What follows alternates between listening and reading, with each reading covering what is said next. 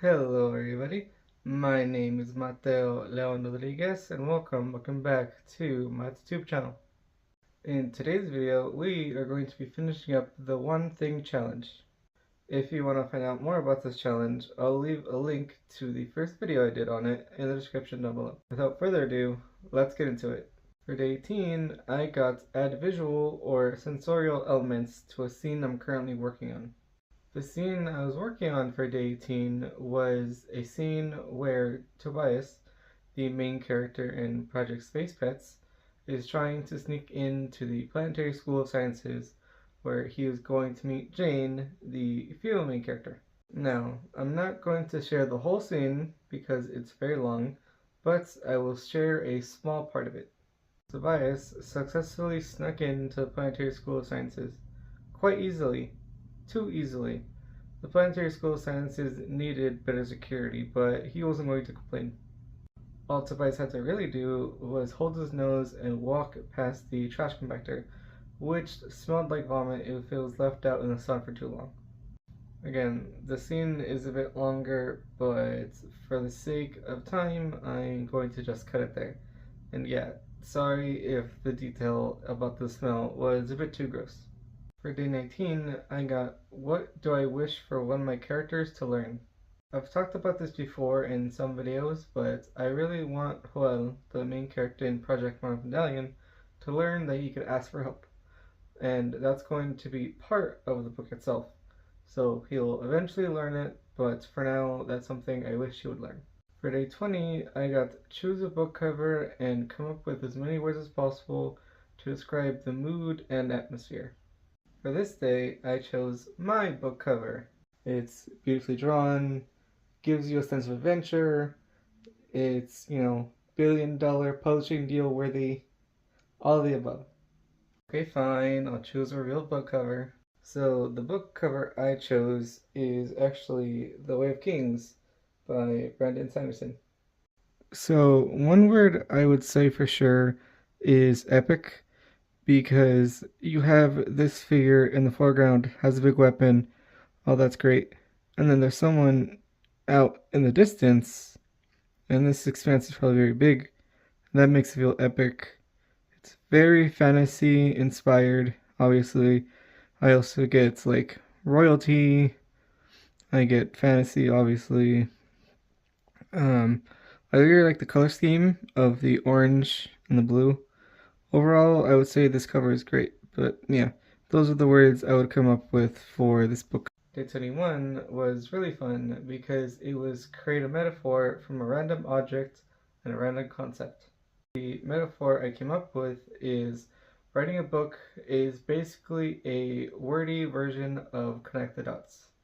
Day 23 was what stroke of genius would the antagonist gloat about if it didn't follow his evil plan. For this one, I chose a minor antagonist, which in this case is La Llorona in Project Medallion.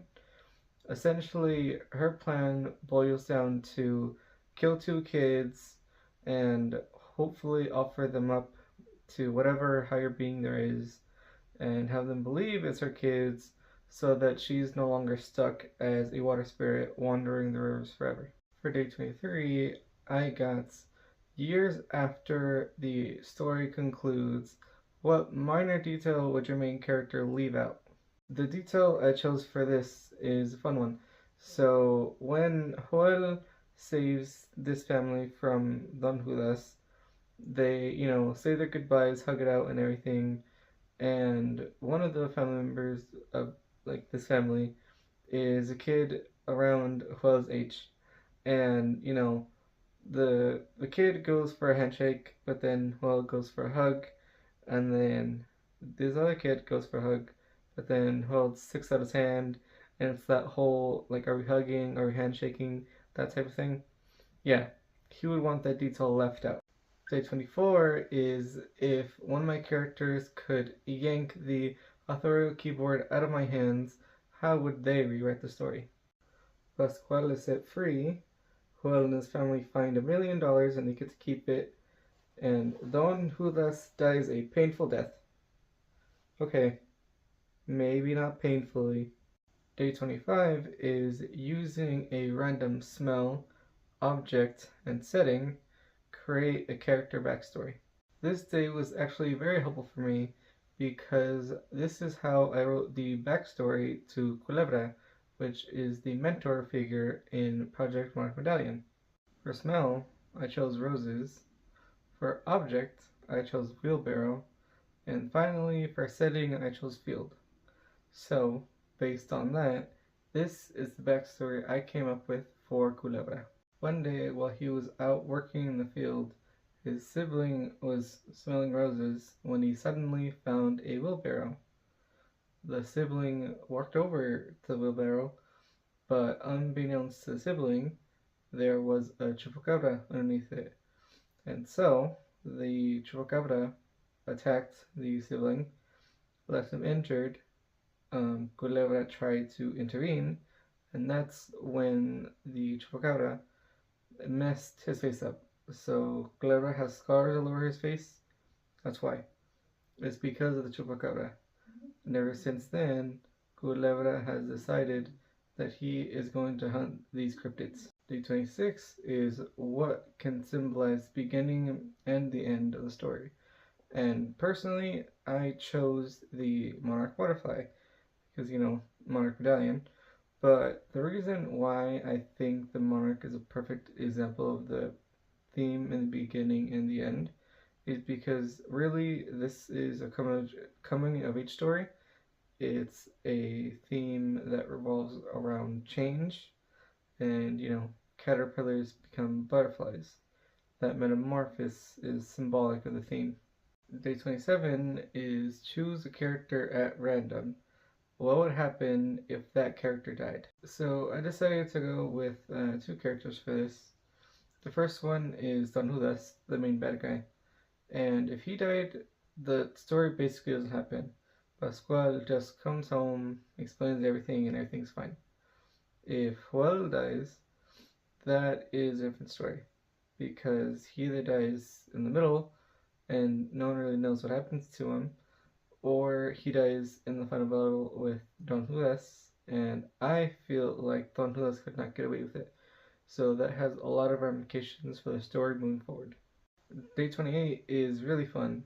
So this prompt essentially says go to Wikipedia, go to the article of the day, scroll down a few levels, click on that link, and then, scan that part of the article. Is there anything interesting that happens? Is there any backstory you could create? Is there any character you could create? Stuff like that. So, for the article itself, I got Abraham Lincoln, and when I did the whole process, what I ended up with was learning that apparently after his death, a businessman just kind of remade the original house that he was in. So, the story idea I came up with was that a businessman buys a political figure's house. He starts rebuilding it, everything like that. But for some reason, the political figure, as a ghost, is still tethered to the new home or the renovated home. And now this, businessman has to find a way to get the political figure to cross over to the other side. For day 29, I got to choose a scene at random. What is the big question, and how could you increase the suspense of it? And for this one, I again chose the La Llorona scene, and the big question is Juan going to survive? And I think the way that I improved the scene is by making it a bit longer, because in the original draft, it's kind of short. So yeah. The question for day 30 is choose a character's secret. What would happen if that got out, and what lengths would they go to keep it a secret? Truthfully, all my projects have at least one secret. In Project Monarch Medallion, Joel is secretly a vegetarian. The only person that really knows is his mother and his grandmother. And, for Project Space Pets, the one that has the secret is Jane Soul, the female character.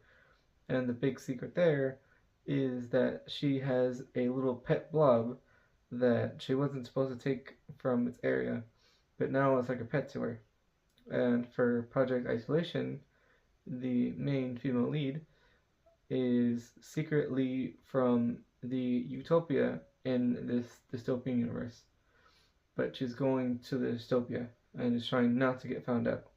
So really, all of my stories have some sort of secret that would be very bad if it got out. Lastly, we have day 31, which is come up with a story based on a random sound, object, and setting. Now, for this last prompt, Tanya and Leia both helped me pick an object and a setting. So, thanks to them, you guys get this story. I'll make sure to leave their channels down in the description down below so you can check them out.